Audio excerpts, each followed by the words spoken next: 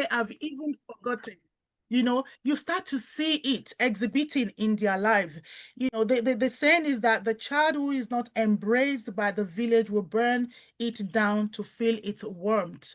Mm. So again, coming together as a community is very, very important. Through the church that I used to go to, one thing that I learned there is the unity within the church. They have known one another for so long that there's great grandparents, there's grandparents, there's the parents, and then there's the children. And they so did it that if, for instance, one child is having a problem with the parent, the parent can say, okay, I'm going to speak to this other parent.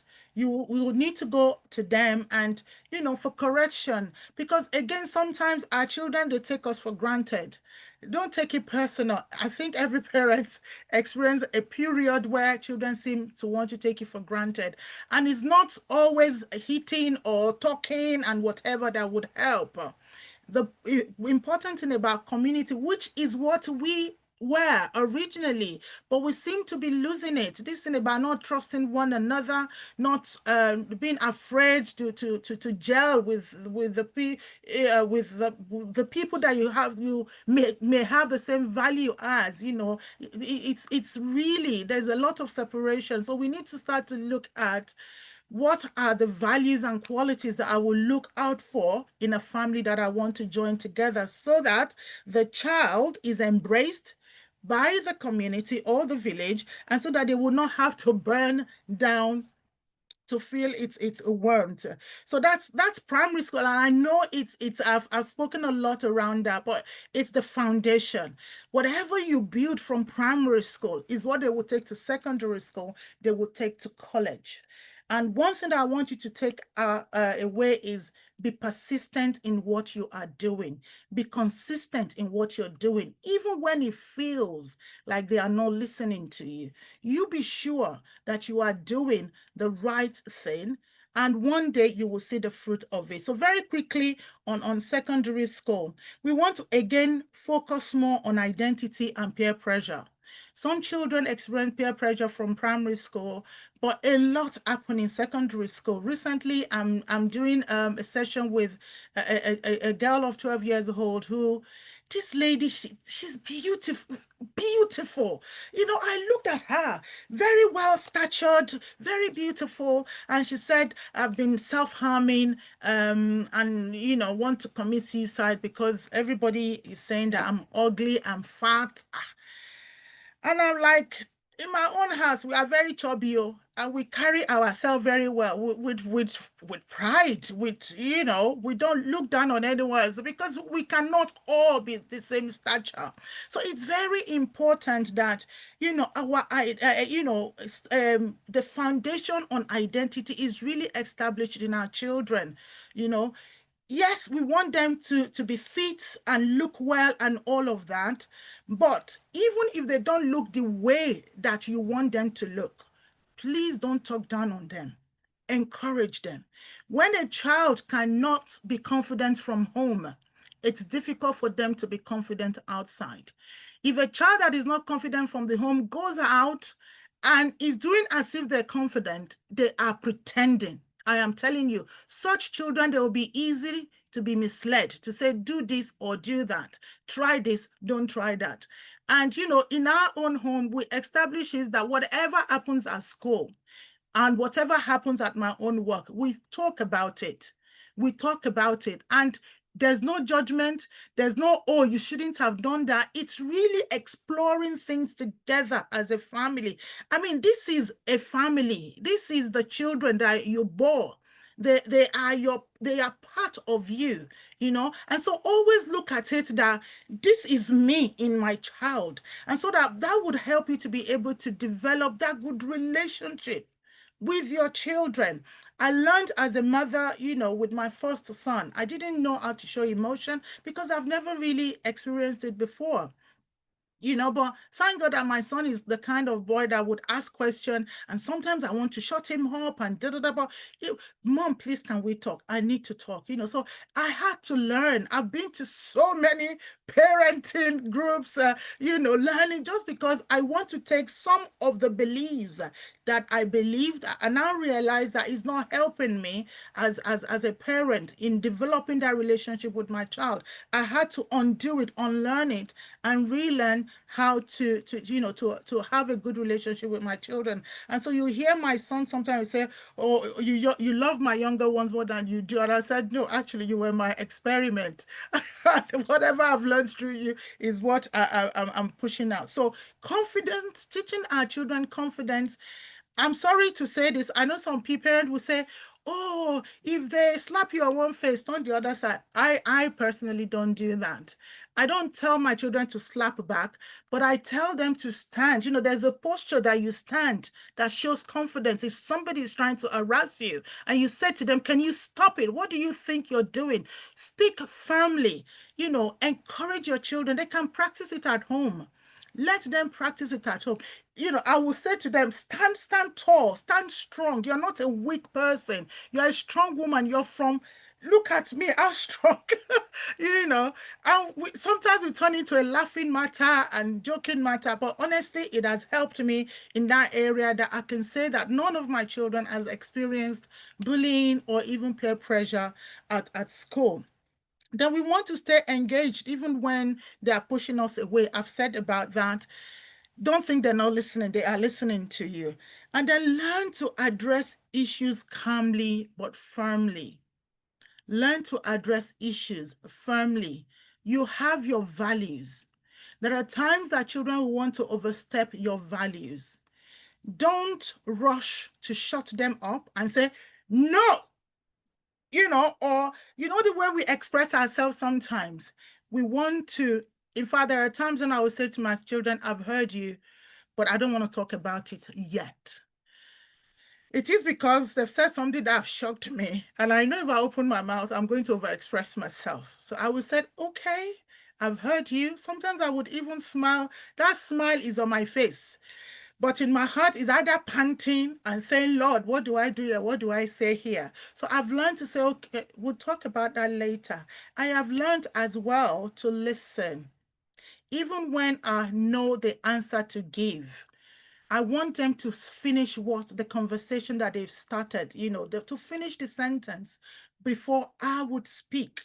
I don't speak over them. Sometimes I say, "Sit down, let's sit down." In fact, sometimes I say, "Let's get pen and paper." This is, they are learning. They are learning from you. Whatever you're doing now in the future is the same thing that they would do as well. So address issues calmly but firmly. Even if it's something that is going to blow the whole house down, take a deep breath. Let your shoulder, when you're tense, your shoulder is up without you knowing it. So learn to put your shoulder down, say, deep breath before you would open your mouth. And don't feel you have to open your mouth immediately. The next thing is affirm cultural and family identity. Have you seen the Asians, particularly the Indians and the Chinese? My children will say, "Mom, don't call them Chinese." It's not only them, there are plenty. But if you look at these people, the way they affirm their culture and their family identity is very remarkable. And we want to do that in our family. I mean, don't be ashamed to be, "I'm a Nigerian. I'm not ashamed to be a Nigerian. I carry my identity of an African woman wherever I go." And like I said, I've been in the UK for 30 years. There are things that, I've picked up from them. There are things that I've let go in my own culture, but there are things that I've retained as a Nigerian woman that this is it. So like the area of respect, we don't disrespect people. We're very careful who we call by their name. It is not what we do. We encourage our children with our culture. What about our food? We encourage them as well. Don't say, my child will say, I don't want to eat this. They have to take jollof rice to school. Encourage them to eat both the Nigerian and the English food as well. Teach them to make it together with them. If you're packing a lunch box, do it together with them to pack their own lunch box and for them to learn. It's part of their learning. We are very hands-on people, African people. We did a summer school for young people during August, and many of them that came, and the majority of them are from Africa. They've never used knife or a potato peeler before, and it's from age 9 till 16. Many of them have never used knife or potato peeler. And these are not just Oyinbo, these are like people from Africa. Encourage them to be part of what you are doing. And very quickly, on the college, focus on preparation for adulthood. I look at my daughters when they started college and I say, wow, you guys are gradually moving away from daughter to becoming my sister, and that means that it opens the door for a new way of conversation. Respect, honoring them, speaking life into them. When I pray, I tell them how beautiful, how intelligent, how smart that they are. Support them emotionally and academically. Sometimes we focus too much on the academics than on the other areas. From age 16, children want to start talking about boyfriend, girlfriend. Listen, don't say, no way, we don't talk about that in my own house. Because they are getting, their body is changing. They're getting all kinds of looks. And also, instead of shutting them down, allow them to talk about their emotion as well. And again, engage with, I'm going to be quiet here because I'm hoping that Dr. Ogundare will be talking about university, but I've got here Yeah. about engaging with administrators on pathways, UCAS, and apprenticeship. So I'm going to leave it here for Okay, now. ma. And again, thank you very much for listening to me. Wow. Thank you. Wow. Amazing. Thank you so very much, ma. Thank you. Thank you. Oh, I mean, how was that session? Please. Wonderful. Wonderful. Amazing. So much. We learned a lot. So Yes, much. yes, yes. Thank you. Thank you, Toyo. Please, can you, okay, I don't want to say it. I can see the comments in the comment section. Um, I mean, time flies when you're having such a great time. Do we have questions? Do we have questions? Pastor Elizabeth has said a lot there. I mean, there are things I have noted down. The part that is it a parable where she said, "Children who don't feel warmth burn down the village to feel the warmth of." It's so profound, and there's so many more, and I can see that a lot of us have taken in a lot. Thank you so very much, ma. Affirm the identity of your children. And then she mentioned something about community. We should come together as a community. And that's one of the things that we strive to do here at House of Saviors. And we still have a long way to go. We are things in the pipeline. So please invite your friends, invite your family members to join us. This is just a pinch of what we do. So thank you so very much, ma. We are then now moving to Dr. Ogundare, and she's going to talk on. I don't think we have questions. As I was talking, I was combing through the comments session, and there are no questions. So I do that's have a question. Can we? Yeah. okay. Please go. Okay.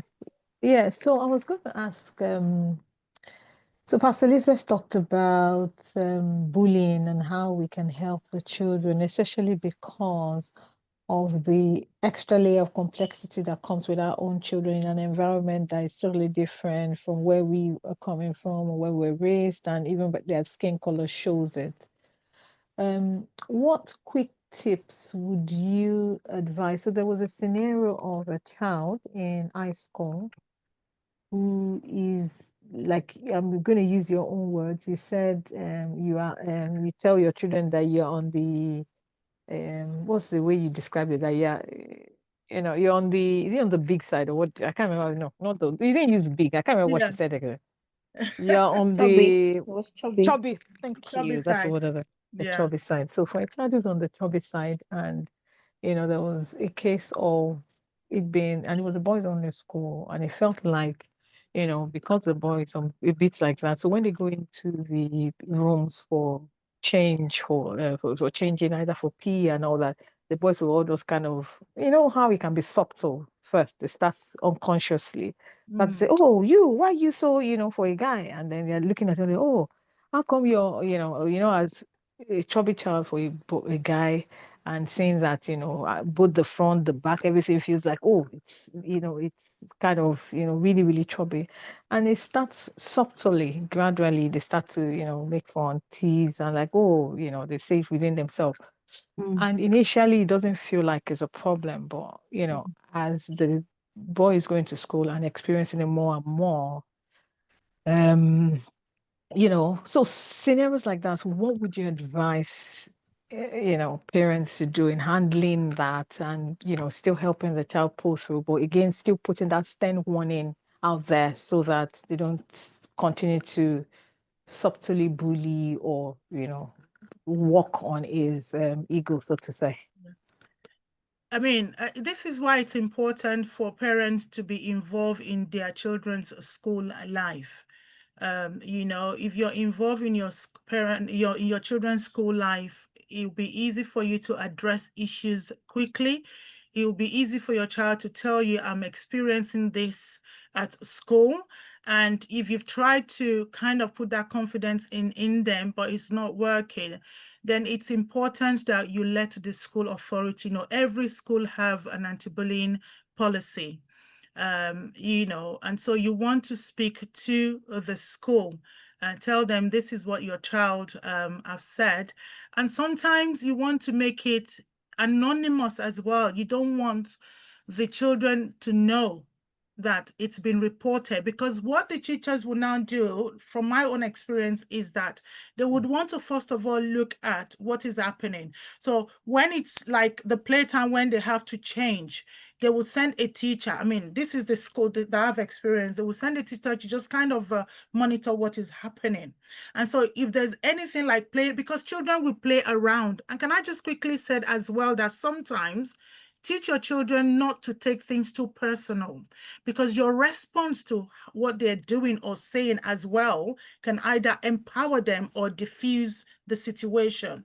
So if they're saying that, oh, look at you, you're big, look at your bum, look at your front, da, da, da, da, da, you just want to start with a smile. Whoa, do you know what? I eat well. Look at me. Make it fun. Don't take it too seriously. And again, this can start from the home. Sometimes we teach our children to be too serious. I know Bokun very well. Bokun laughs things out.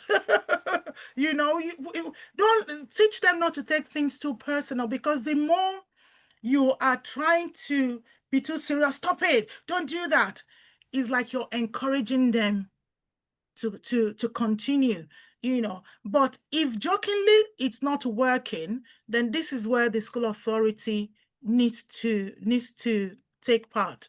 And I think the worst experience that I've had when it comes to bullying, that even the school could not manage it, is that the child had to be taken out of that school because it was affecting that child mentally as well and emotionally. But it is just that when I look at that child, she is a very, very timid child.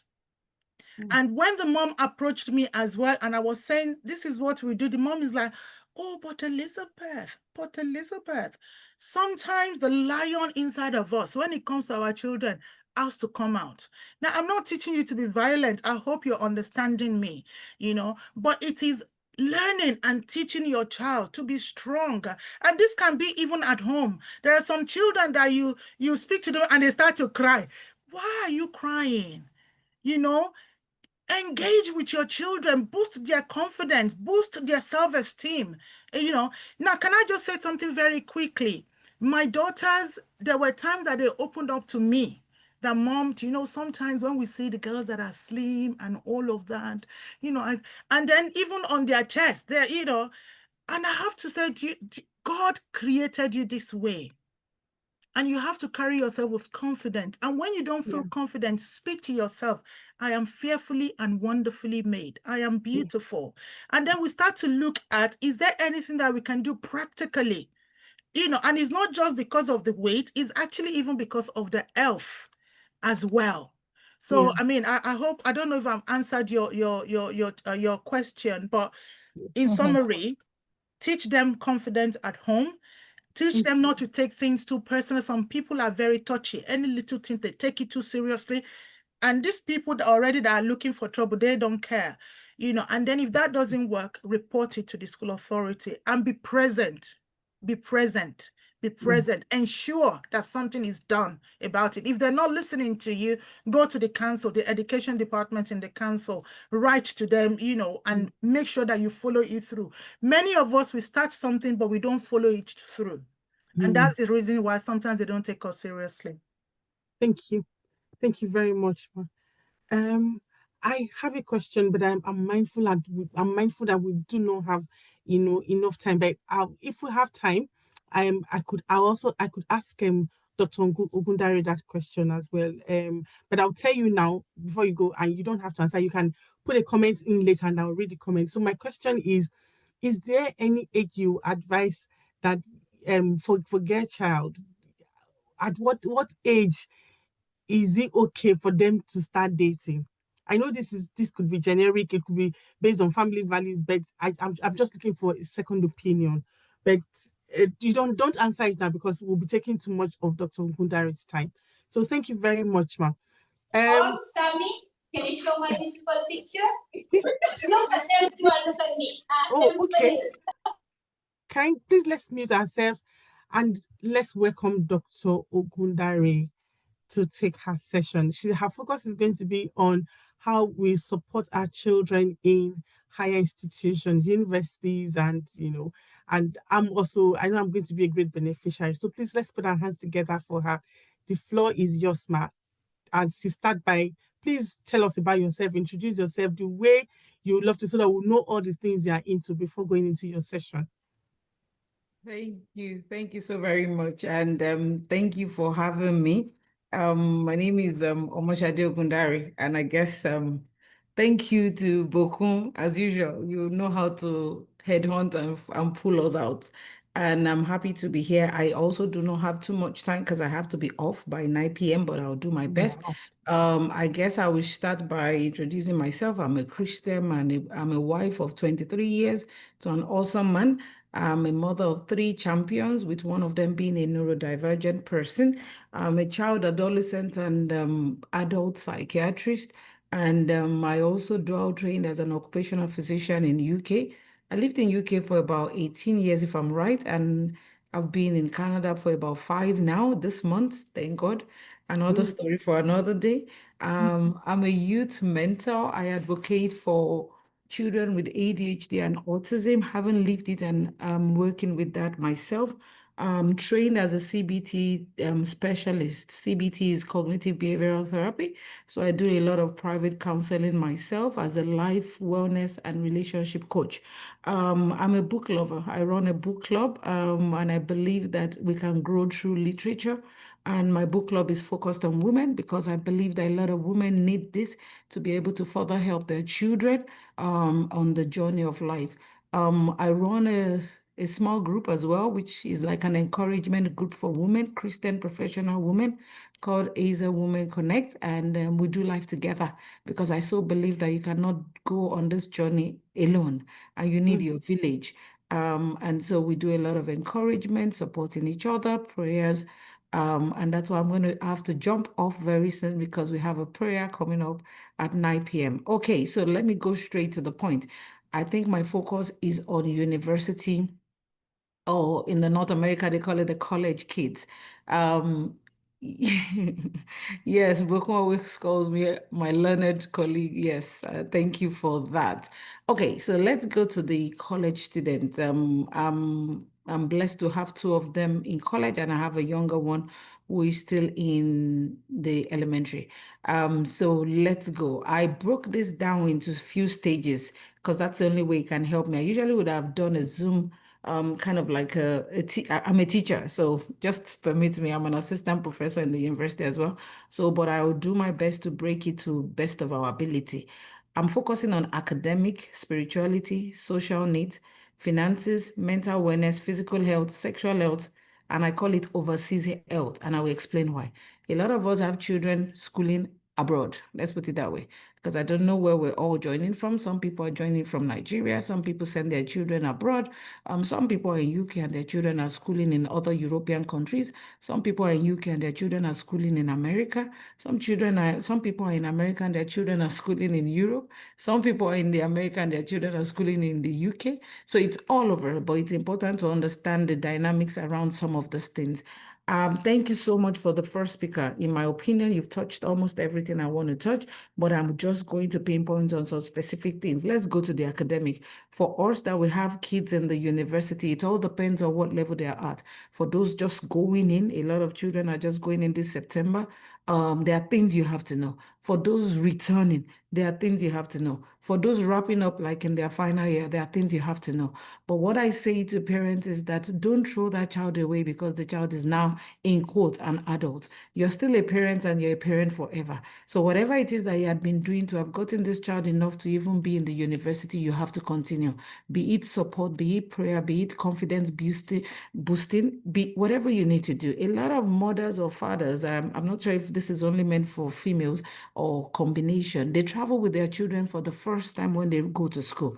Some people take a week or two. I have friends right now that I know they've traveled to Europe because their kids are going to Poland, and we're having to network and merge them with people we know that have got children in those schools as well. Those are important. That first 1 or 2 weeks that you travel with your child or children, it's very key. You're helping them with registration. You're helping them with settling in. You're getting to know the room they're going to be. You're getting to know the environment. I mean, in fact, it gets to the point that you also want to know who is the mama put around that's going to be helping them sometimes when they need emergency cooking. So there are a lot of things you will learn during that first 1 or 2 weeks that you have to be there.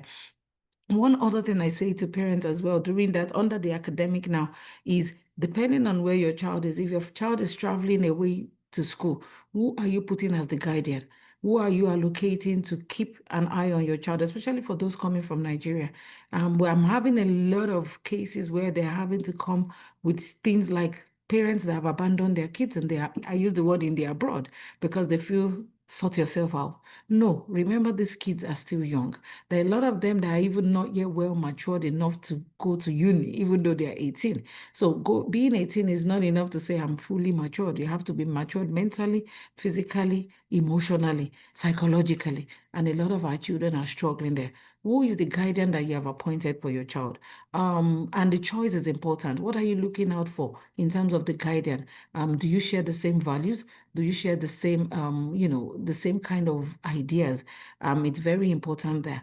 There is a particular one that I think I was sharing with Bokun earlier that I am getting to understand a bit more, and a lot of parents are struggling. And I'm going to be honest with you. There are a lot of children that have gone to the uni, second year, third year, they've dropped out of school and their parents did not know. I repeat, there are a lot of children that have gone to the university, second year, third year, they've dropped out of school and their parents do not know. And the reason they've not known is because they've not followed through. And how do you follow through for a child that is in the uni?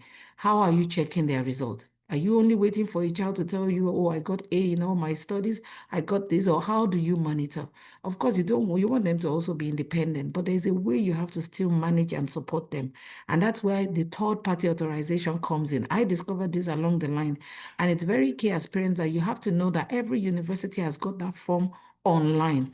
Yes, you need to have that discussion with your child because there's a section that your child has to sign when you also sign to give you the authority to also check how they're doing academically. Remember that we're still talking academic. So it's called third-party authorization. Every university has got that. So as parents, be in the know and know this and get it and do it on time. That way you get to know what your child is doing. You get to know their grades. Even when they've not submitted assignments, you are able to be on top of things to ask them what's happening and support them with that. We have a lot of children that might even have special needs. When I talk about special needs, we have children that struggle with anxiety. We have children that were diagnosed with autism. We have children that were diagnosed with ADHD. We have children that were diagnosed with depression or even some medical health conditions, asthma, diabetes, high blood pressure. It all depends. And there's no point discriminating against that because they're going to the university, but rather what is in place to support them when they go in. And you start from that academic section. What that means is you want to find out who is the student service or service support services available to them. They call it Student Support Services, SSS. And every university has got that as well. So before you even go with them to school, or even when you do go with them to school, there are forms that need to be filled. Get those forms online, fill them. And there's no point shying away from what your child is going through, but rather the universities do not discriminate, they accommodate. So if you open up to them, a child with asthma might have to have a particular location in terms of hostel that will be away from certain things just to accommodate them. If you do not disclose this, how do they help support? So it's important to disclose that a child that's got anxiety might want a room alone rather than sharing a room with another child. If you do not disclose, how do they help? And so it's very important to understand that the student service support is there to help your child. You might have children that are dyslexic. It doesn't mean that they cannot get support even in the university. But if you do not disclose, how do they get them that support? There are a lot of accommodation possible via the university only if parents or the child discloses. Things like a scriber. Some people need to have a scriber with them in class to write on their behalf because maybe they're too slow or they have some hearing problem or they're struggling in terms of understanding. Some people even have to have a laptop given to them. Thank you. It's called reasonable adjustment made depending on what the medical condition might be. Some people might have scribers. Some people might have even tutoring, extra tutoring, extended time given to them, even for their submission of assignments. They give them extended time. They allocate extra time for them during exams. These are all key under academic. And if you remember any question or you want to ask question regarding that, I'll say keep asking me. It's important as well to know that every child is different and they're going to school for the first time. There's no magic about it. As much as we're excited for them, we also have to remember that they are also struggling with a new environment. So I call us confidence booster. So as parents, what we need to be is that confidence booster. And even you are fearful, even you are worried, but you're having to also still encourage another child that is worried while you are worried. But you have to do that because they need you. They're looking up to you. They're looking at you to say, is it okay? Am I going to be okay? I got a call a few days ago from one of my daughters that has an exam coming up, and she just kept going like, I'm struggling. I've said, no, we're changing that word. You're not struggling. Let's turn it around. What's the problem? An exam is coming up and she's already fearful and scared and all that. Okay, fine, let's breathe. So you are also going to learn the breathing technique. You're going to be the psychiatrist, you're going to be the doctor, you're going to be the shoulder, you're going to be the hand holder for them for this journey. Remember, they're not journeying alone. Don't make it that they're an adult already and they're journeying alone. You're journeying with them. And it's key to understand that journey is all our journey. Their success is our success, and we have to know that this journey is for all of us. I will stop there right now for the academic one. Just before I stop, I also want to remember for those on second year, third year, fourth year, there might be other things you have to remember. And that's where I come into talking about goal setting for each term. So I do this with my kids. We do it, myself and my partner, with our kids in terms of what are the goals for this semester? What are we trying to achieve? Because during some semesters, you might have kids that have to go for internship. You might have children that might have to go for things like apprenticeship. Some of them might even want to do some, little job, research assistant, things like that just to boost their CV. So you have to look at it. What is this going to add to your CV? Remember, this is academic line, and we're trying to help them get to what their goals are. So it's not enough to say, I want to go and work in McDonald's. It's okay. What is that for? There's nothing wrong with working in McDonald's, but what are you trying to achieve while you're doing McDonald's job? Is that to get an extra coin, or is that to add to your CV? Or somebody might say, oh, I found this research assistant job. Awesome. And you're in economics, but you found research assistant job in medicine. What is that going to offer you? Can we look for research assistant job in economics? I don't know if you get what I'm trying to say. Just remembering that you're trying to boost the potentials they will future, in the future that they're going to have. So it's a lot of talking about it, helping them with their CV. Now, saying that, I have parents that will say to me, Dr. Shade, sorry, I'm an illiterate, or I don't know anything academic. This is the first person going to university in our family. That's okay. If you don't understand what to do, that's the reason why we also have support system in school for them. We have what we call the body system. So there are a lot of universities now that give children, I call them children, they're young adults now, that give these young adults, mentors. They allocate them mentors and bodies that will help them. And they will look at this area where they are to allocate the mentors accordingly. But I say something again, if you do not ask, nobody is going to come and meet you. So you have to know this thing. There's a lot of stuff on each university site that as parents, we need to familiarize ourselves with. Let's move on to spirituality. I want to believe this is a platform for Christian women or men. So I guess I can cone down. I was talking a lot more of religion, but so I'll cone down to church or church. I guess that's it. So you take your children to school on the first week or second week, and then that's it. You come back, and then few weeks later, you give Dr. Shade a call to say to Dr. Shade that I'm struggling. And why are you struggling? Because I just realized that my son that has always been a good boy, I started smoking. And then the question is going to be, oh, really? And I'm struggling because he no longer picks my call. He's no longer, going to church. And I asked the question, what church did you identify for the child when you took the child to school? And why am I saying that? So as parents, what are the churches we have taken them to? Remember, these children have always been under us. They've gone to church with us. They fellowshiped with us. And then they go to this new land, a strange place, and they don't even have a church that they're affiliated to. So as parents, what are we doing in terms of finding a church for them? I know I've heard words that say, oh, they will discover what they like later. That's okay, but start with putting them in a particular place of faith to help them grow while you're there. Even after a month or two, they might say, oh, mommy, I don't like the way the pastor preaches or something. I just found another one that is a bit more bubbly. That's okay. At least now you know that they've moved from one to another. Even when they say that you want to find out who is the pastor of that church. Sorry, some of us mothers we can be on top of this thing. Who is the pastor? Who is the mommy pastor of the church? I mean, it doesn't take a lot. All that time that you spend on internet, find the pastor's name, find the pastor's wife, send them a DM. Thank you so much. We just found out our daughter is going to your church, and introduce yourself. Get them to know you. The more they know your child, the more they know you, the better for you. I tell you, there's something about that because, it's easier for them to say to you, we've not seen Shefumi in the past 4 or 5 weeks at church. I hope everything is okay. They are not reporting Shefumi. They have certainly said to you, we have not seen Shefumi in 5 weeks. And then you can know how to talk to Shefumi. What's happening, daughter? That kind of a thing. So I would say it's important to identify a church. And if possible, let the child be rooted in the church.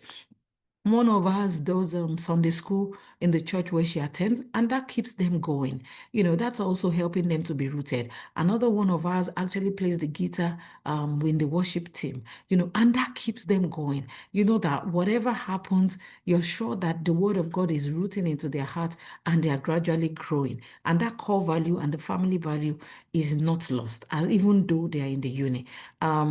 Yes, I think I've said that. Yes, find a place of worship for them. Saying that in terms of spirituality, a lot of us are far away from where our children are. When is your family time? When do you pray together? Because they're away in uni does not mean that prayer time is over. You have to dedicate a time to attend prayer session together. Thank God for technology. Zoom is working. WhatsApp audio is working. WhatsApp video is working. There is no excuse. We can always meet. But make sure there's a dedicated time. You look at their, their diary. You allocate that time and you ensure that you judiciously and regularly make it up. I think we have our time as 4 p.m. on Sunday afternoons, but because our children are in 2 different zones, we have to look for a time that, when it's 4 for us somewhere, it's 6 in another place for another one, it's 3 in another place for another one, but we still try to be consistent. Thank you, Desola. We still try to be consistent. There are times we are flexible about it as well.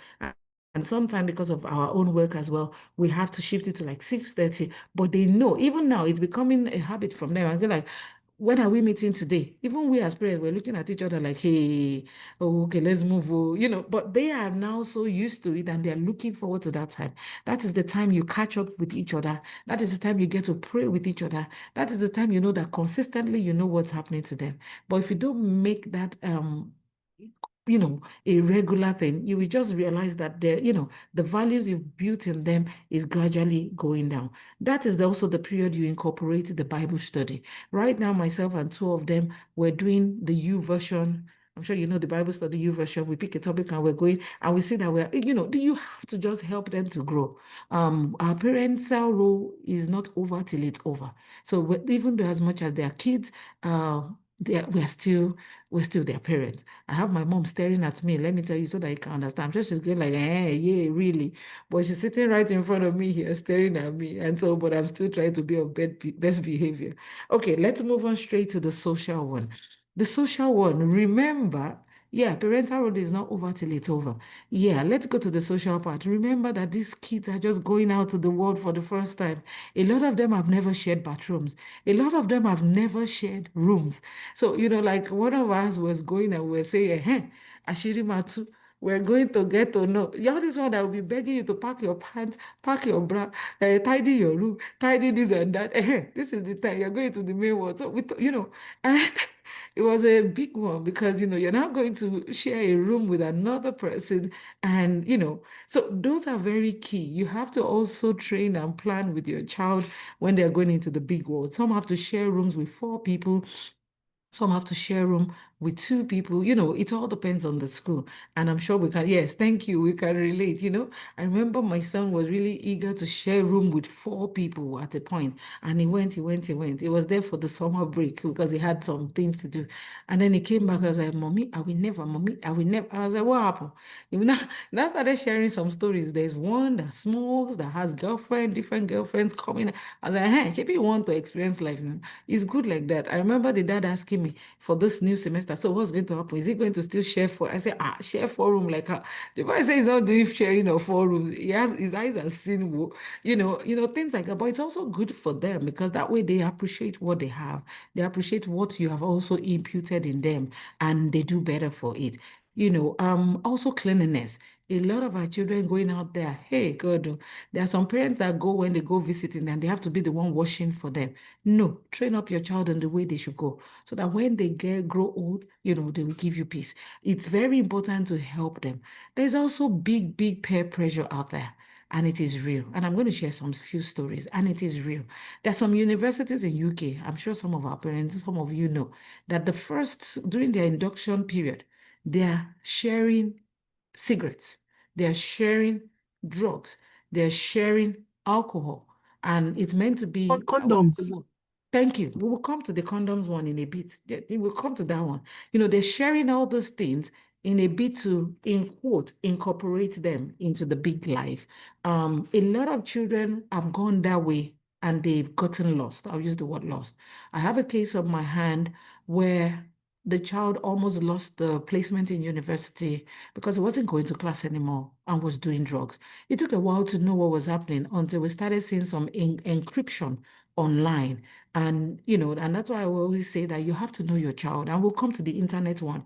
You have to follow your child. A lot of people go like, oh, no, they're adults now and just leave them. Oh, no, I can't be following them up and down. No, sorry. If they're on Instagram, be on Instagram.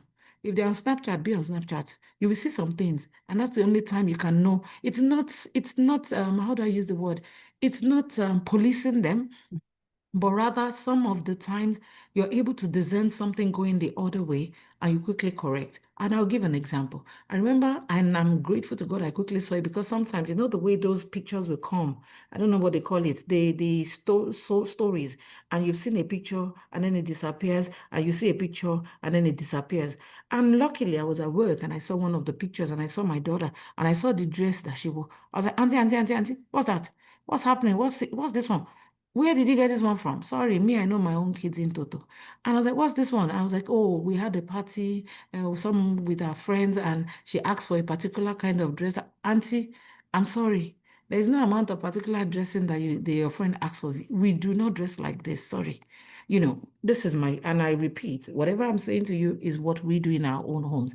Every home is different, and everybody has the way of how much they can tolerate and do not tolerate, totally up to you. But these are just general views, and that way I'm glad. Where am I going? I was able to catch it on time.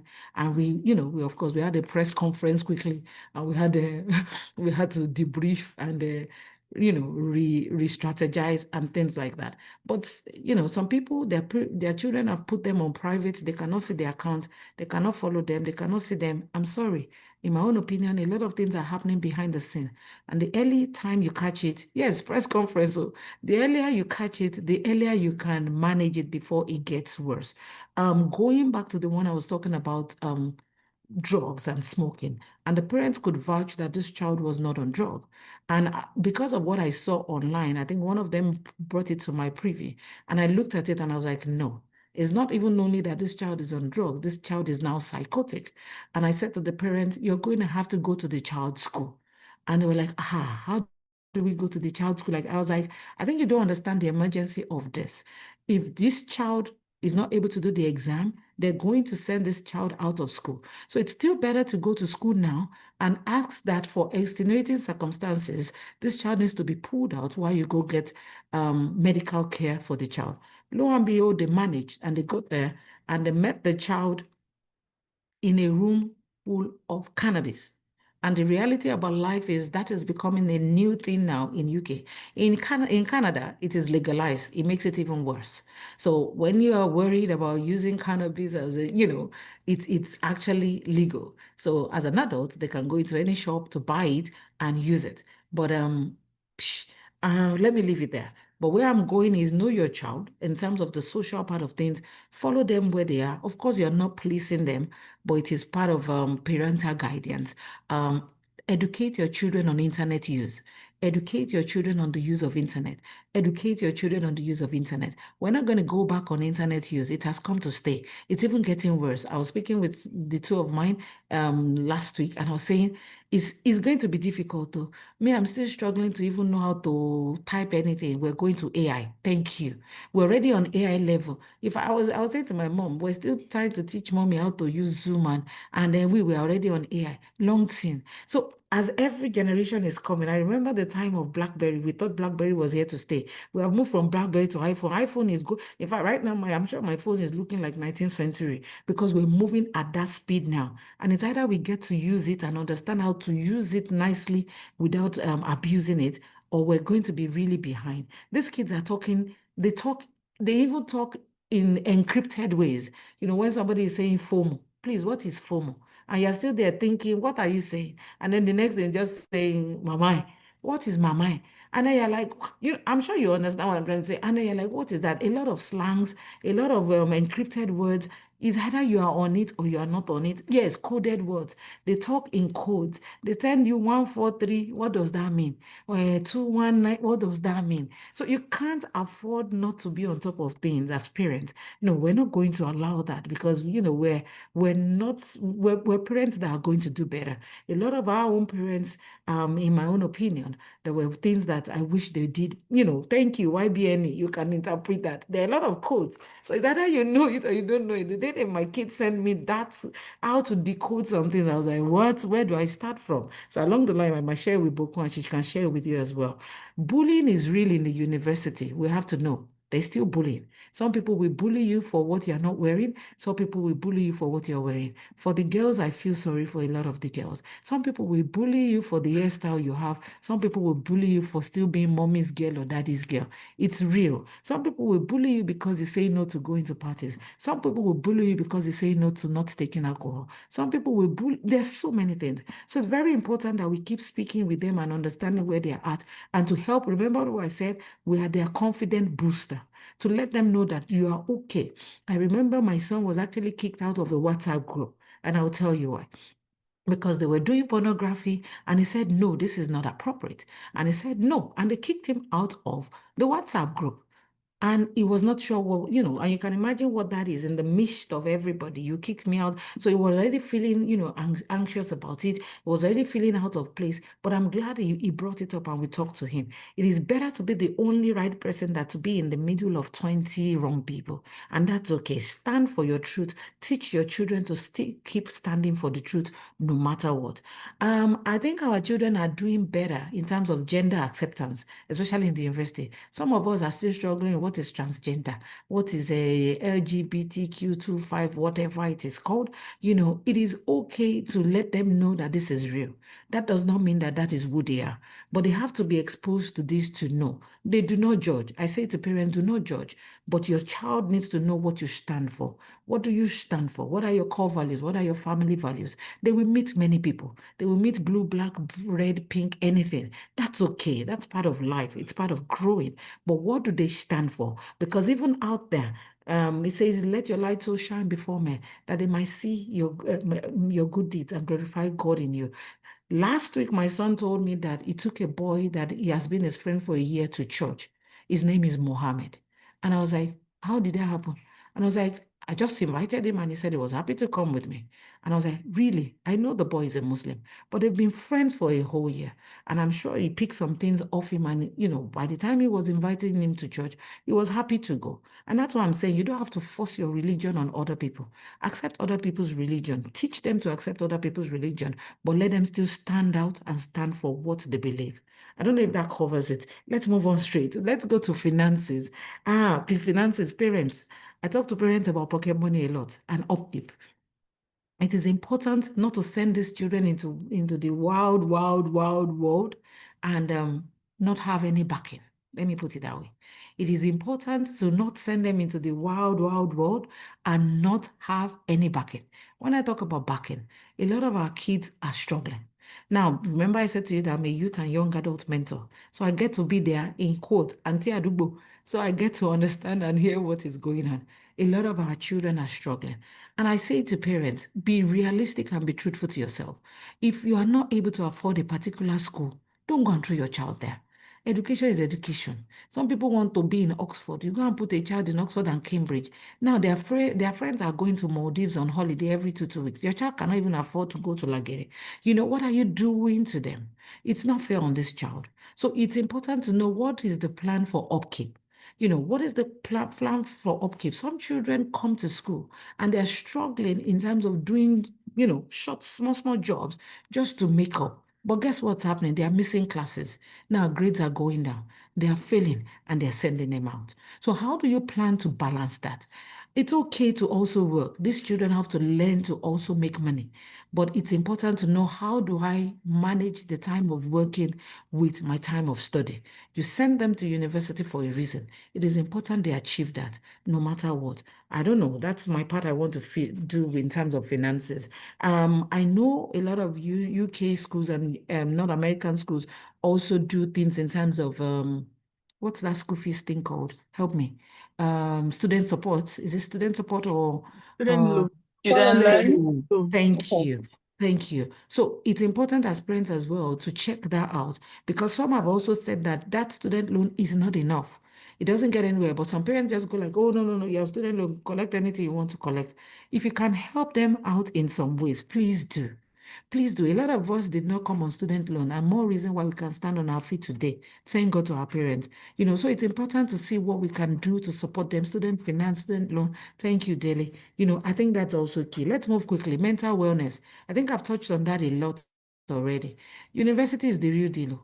People are breaking down. Our children are breaking down. It is not our portion in Jesus' name is not the answer. I repeat, it is not my portion in Jesus' name is not the answer. The answer is understand what they are going through and help support them. A child struggling with anxiety, put them towards the university clinic. They have clinics in the uni, or make sure they have a family physician, a family GP that they are registered with, and let them get support. In the university, they have school counselors. Let them utilize these things. If you have to even pay for private counseling for them, help them. University is the real deal. Drug issues are happening. Addictions are happening. Depression is real. Anxiety is real. A lot of people, I have one on my case right now that has broken down with schizophrenia. I repeat, it's not the fault of the child. There are many triggers, and a lot of these triggers are actually even gene-oriented. So it's not the child's fault, but maybe some triggers or some contributing factors actually now bring the real problem out. It's okay. We now know you have this. What do we do to support you? Get the hospital involved, get the family doctor involved, get the school clinic involved, get the help that the child needs. Sometimes you might need to have to break the child from continuous education in the meantime to get that support. Make sure you get that, what they call, there's a letter called extenuating circumstances letter, so that the disposition is not, they're still able to come back when they are much better, rather than losing that whole opportunity of being in the uni. I don't know if that helps. Teach them breathing techniques. Let them get their own therapy. Therapy is good. Jesus and therapy is good. I don't know why we run away from it. Jesus and therapy is good. God has, given a lot of the physicians the knowledge and the know-how to help our children. Let them embrace it as well. I've talked about school buddies. I've talked about mentors. I've talked about allocating time for videos, calls, and visits. Parents, visit your children. Parents, visit your children. Parents, visit your children. If you can't visit them, buy them bus ticket. Let them come home. Holidays, let them come home. Visit them during the breaks, visit them, even visit them unannounced. I want to say that. Visit them unannounced. Go and see what's happening in school. I'll quickly move on to the physical health. There are a lot of children that have physical health problems. I think I've covered that with making sure you identify who the family doctor is, counseling services, dental issues. Make sure you're also ensuring that they are getting all that support. I'm going to sexual health. My former speaker actually mentioned on top of that, our children are developing. They're having crush. They're having a body. We had a whole discussion over summer with our own kids, and we're talking about dating, courtship. Even me, I was like, which one is better, dating or courtship? Those children educated us very well on those two, on dating, courtship, and blah, blah, blah, and it's true. But if you don't give them the access to you, how do they discuss these things with you? Why would we want them to go and get this knowledge from the outsider that we teach them the wrong way? Why don't we speak with them and teach them the right way? And the truth about it is, you might have some that will go through 1, 2, 3, 4 boyfriend, girlfriends before they settle. And you might have one that is not going to be in any relationship till they finish. And that's okay. As long as you are in the know, allow them. I always say to a lot of parents, have the open door policy. In our own time, my husband that I'm married to, on my induction day, I was still hiding him in the corner because my parents will not allow.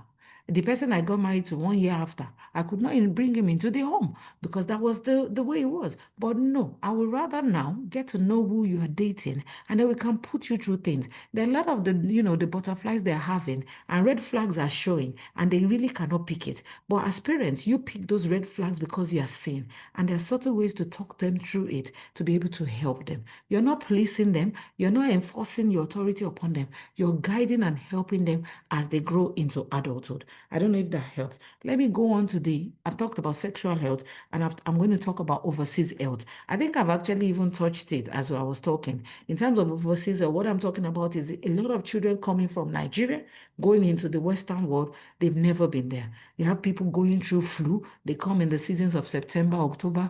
They come in January in the middle of winter, and they're struggling. It's important to ensure that you are putting them onto someone like a guardian or someone that can help them. There are a lot of paid platforms now for people. I think in UK is always on top of these things, that they have people that you pay to be guardians to your children. Find out the cooks around that can help them. Once in a while, what's wrong with you paying for pepper soup to be delivered to your son? What's wrong with you paying for jollof rice to be sent to your son in the hostel? Do these things to help them while they are being trained. 5 things I just want to leave with us before we go, because time is really running out. I call them my 5 A's to manage a university child. And one is availability, being available. And being available means being able to listen to them, advise them, help them out. My 2 is being approachable and being accessible. So 2 and 3, being approachable, being accessible.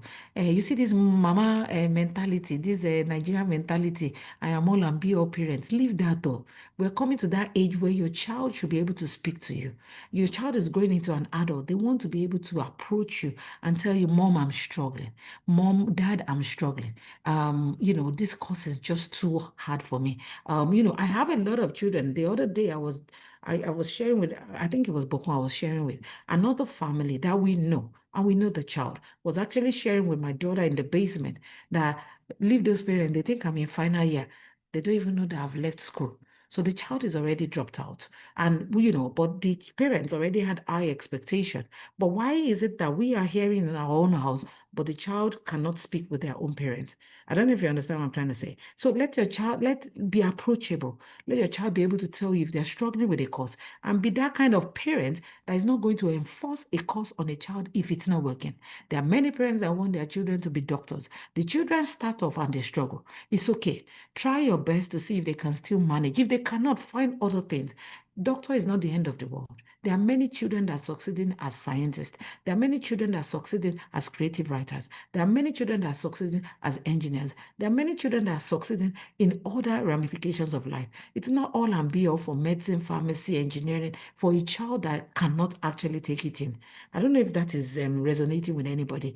Be accessible. It's not that the child wants to talk to you at 2 p.m. and that is the time you know that you're on cruise with the girls and I'm sorry, I will talk to you later. What do you know that the child wants to say to you at that moment? Be accessible. The child needs you at 2 p.m. Please answer the call. The WhatsApp message is, "Mommy, I need to talk to you." You have to be sensitive enough to know how your child is relating to you. "Mommy, I need to talk to you." That "mommy, I need to talk to you" might be, "I am in the middle of a party. I feel they are spiking our drinks. I want to come out of this place. How do I get out?" I don't know if anybody is getting what I'm saying, but 2 o'clock, the child has sent you message, 2:30, sent you message, 3 o'clock, 4, you've not answered. Mommy, daddy, please be accessible. WhatsApp is working, Instagram is working now, Facebook is there, email is there. Have something medium that you know that your child can get you on. Now I'm going to the 4th one, be accepting. Why am I saying be accepting? If your child comes and is struggling, it's okay. It might be painful because you already had some targets and some dreams. Accept them for who they are. Understand their personality. I have parents now that are coming to me telling me, my child has come to me and told me that they are gay, they are lesbians, they are transgender, they are this. Please, any parent will be upset. Any Christian parent will be upset. But where are you going to throw the child? Are you going to throw the child into the wild, wild world? No. Let's take a breather and suck it all in. And then how do I help this child? It is not by enforcing that I disown you now. You are no longer my child. I disown you from this moment onward. And that is not this. It's a lie. Don't throw them into the world because the world will help them. There's a lot out there. You have to be accommodating and accepting.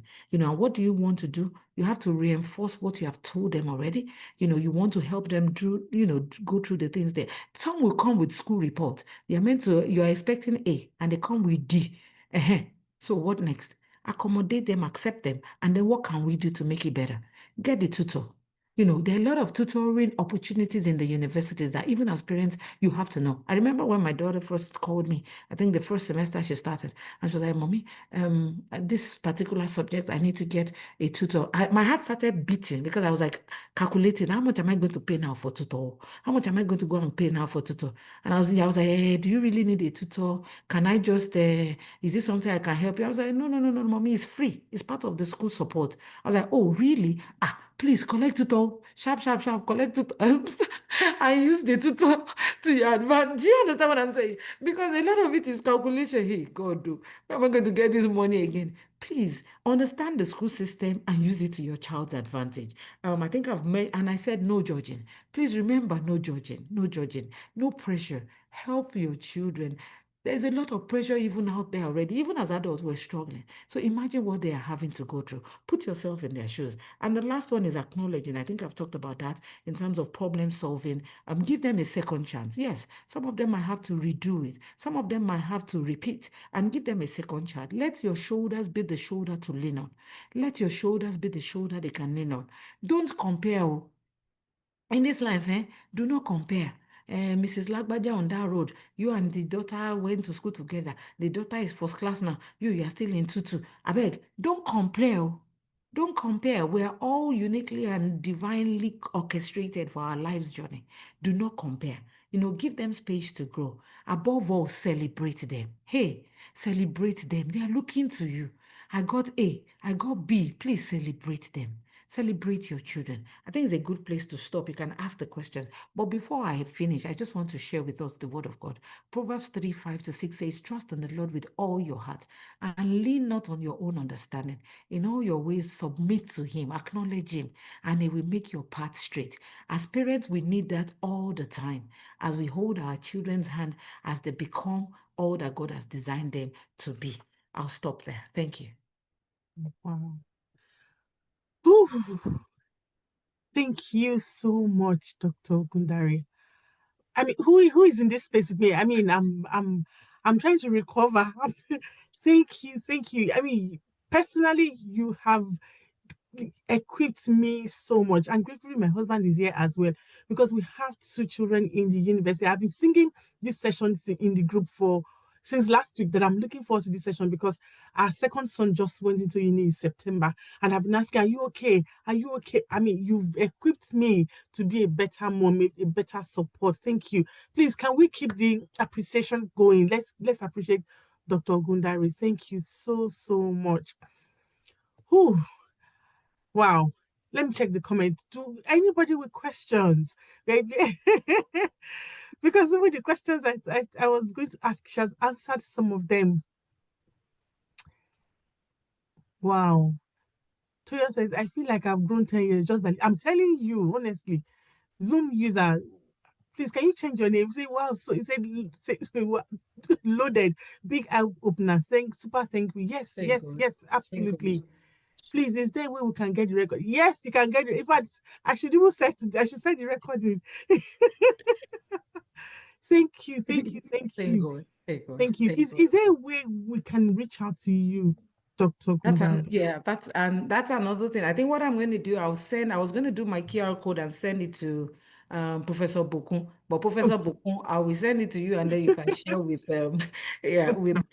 with the circle. I'm open to you reaching out to me, and whatever we need to do, let's get these children.